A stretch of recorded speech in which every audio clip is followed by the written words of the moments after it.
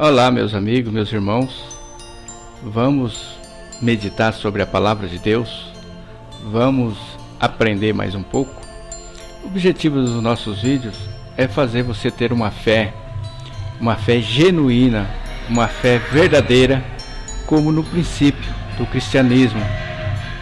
E hoje eu quero levar você a pensar, a meditar, se nós pudéssemos trazer os discípulos ou os apóstolos, para o nosso tempo presente, para eles pregar dentro dos templos, para ele trazer a mensagem de Deus, como será que seria, hoje?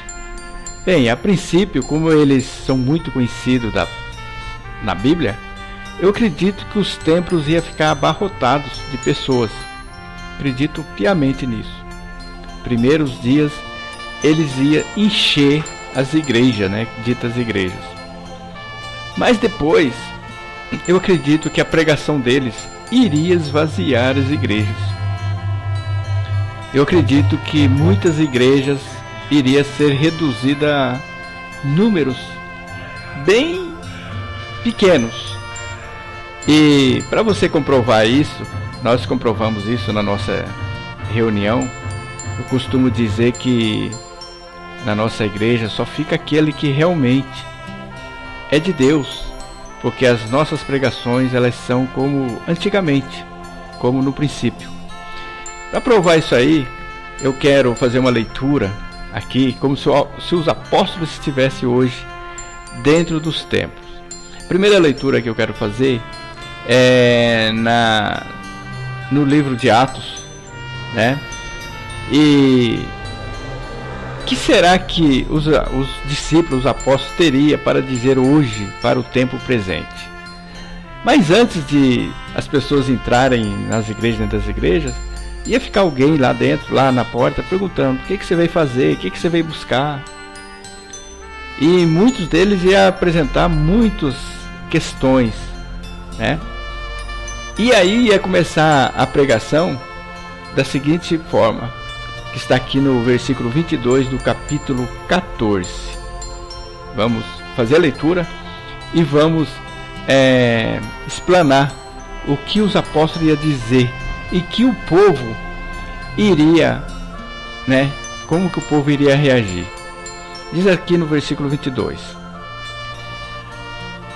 confirmando os ânimos dos discípulos, exortando-os a permanecer na fé, pois que por muitas tribulações nos importa entrar no reino de Deus. Então eles iam chegar para o templo hoje e falar: olha, gente, essas tribulações é importante para vocês entrar no reino de Deus, vocês precisam dela. O povo ia estranhar, O povo ia falar: não é isso que eu quero, não. Eu vim aqui para resolver os meus problemas. Você está falando que esses problemas têm que continuar? Só assim eu vou, para mim entrar no reino de Deus. Eu não quero o reino de Deus agora. Eu quero meu reino. Eu quero resolver o meu problema que está me afligindo. E aí as pessoas iam até falar sofisma. Porque se eu estiver tribulado, como eu vou servir a Deus? Se eu estiver passando o sufoco que eu estou passando, como a glória de Deus vai manifestar? Que eu vejo muito isso falar, Então, os discípulos iam dar, durante o tempo que eles iam ficar hoje, nos nossos dias, eu acredito piamente que muitas pessoas iam virar as costas. Não ia permanecer nas reuniões, Isso aqui foi os discípulos, Paulo e Barnabé. E eles passaram por um aperto, um sufoco, e chegaram até apedrejar Paulo e arrastaram para fora da cidade, que está aqui no versículo 19. E aí ele todo cheio de hematomas das pedradas que levou. Imagine, se fosse hoje um dos pregadores hoje cheio de pedra na cabeça, calombos, galos, e falasse: olha, vocês têm que passar por muita tribulação. O povo ia falar: não, esse homem só prega desgraça, alguma vez falaram para nós. Você só pensa em desgraça. Não é que eu penso em desgraça, é que a palavra fala que tem que ser dessa forma. O nosso mestre falou, vocês vão ter tribulação. E fala que nós temos que ter motivo de grande gozo quando passarmos por tribulação. Quem somos nós para contradizer a palavra? Se eu pregar um outro evangelho além do que está aqui, que seja anátema.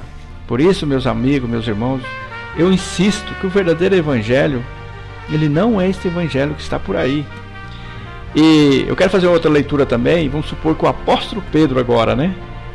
O apóstolo Pedro, que conselho ele daria? Ia chegar aquele chororô das pessoas, né?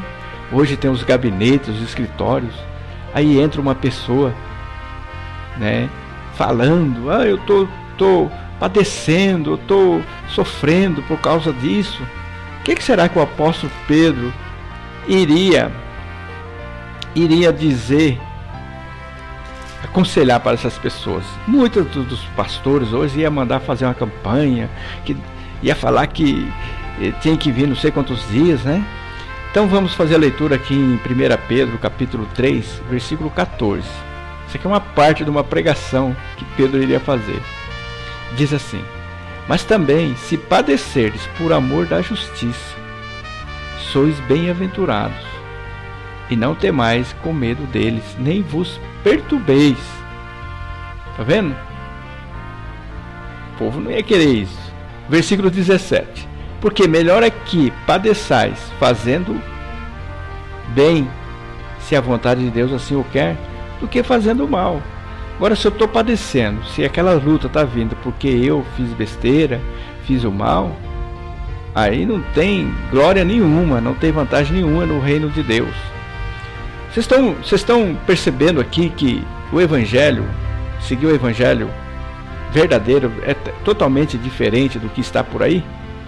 Agora no capítulo 4, diz assim, no versículo 12: amados, não estranheis a ardente prova que vem sobre vós para vos tentar. Porque essas lutas, meus amigos, meus irmãos, é uma tentação. Essas lutas, elas vêm para nos ajudar a crescer. E como se essa coisa estranha vos acontecesse. Mas aí vai dizendo assim, versículo 13: mas alegrai-vos no fato de serdes participantes das aflições de Cristo, para que também na revelação de sua glória vos regozijeis e alegrais. Se pelo nome de Cristo sois vituperados, bem-aventurados sois, porque sobre vós repousa o Espírito da glória e de Deus. Quanto a eles, é ele, sim, blasfemado, mas quanto a vós, é glorificado.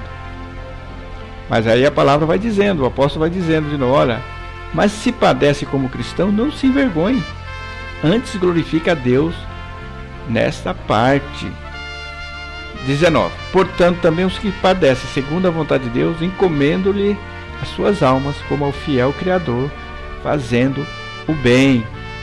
Então, meu irmão, minha irmã, se você está sofrendo por amor à justiça, se você está sendo oprimido, por exemplo, nós passamos uma situação num lugar em que fomos oprimidos de uma forma, e aí nós pensamos muito bem para tomar uma atitude. Fiquei pensando, falei, acho que eu vou tomar uma atitude em relação a esse fato que está me oprimindo.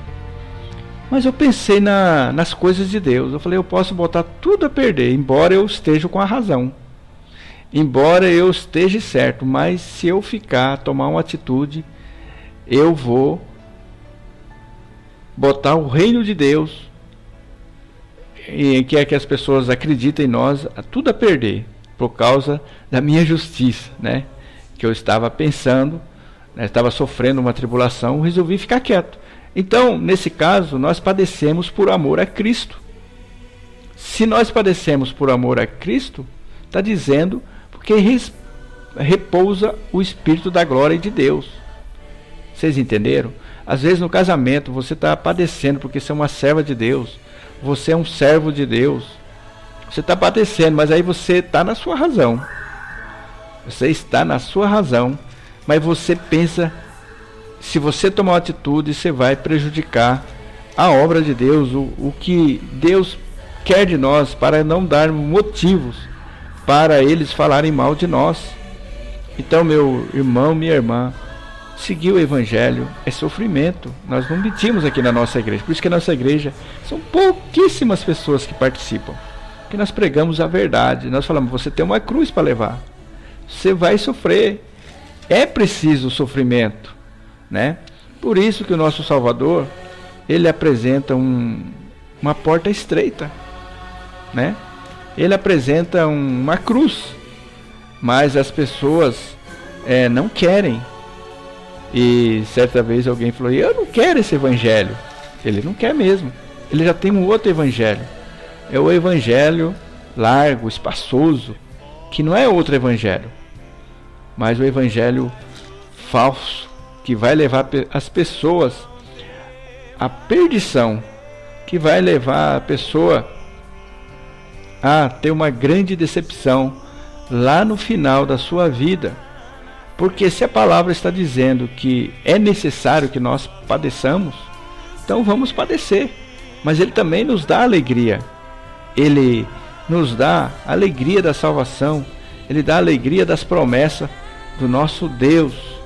Então, meus irmãos, meus amigos, você que quer se converter, ou vai se converter ou se converteu, que nós apresentamos para você é sofrimento. Importa que com muitas tribulações você entre no reino de Deus. Se você quiser abraçar essa causa, passar um pouquinho de tribulação neste mundo, mas você ganhar a eternidade de gozo, de pura paz e felicidade, você pega. Senão você goza um pouco dos prazeres mundanos, mas você vai perder a paz verdadeira. Você vai perder a tua alma. Eu gostaria que você pensasse sobre isso.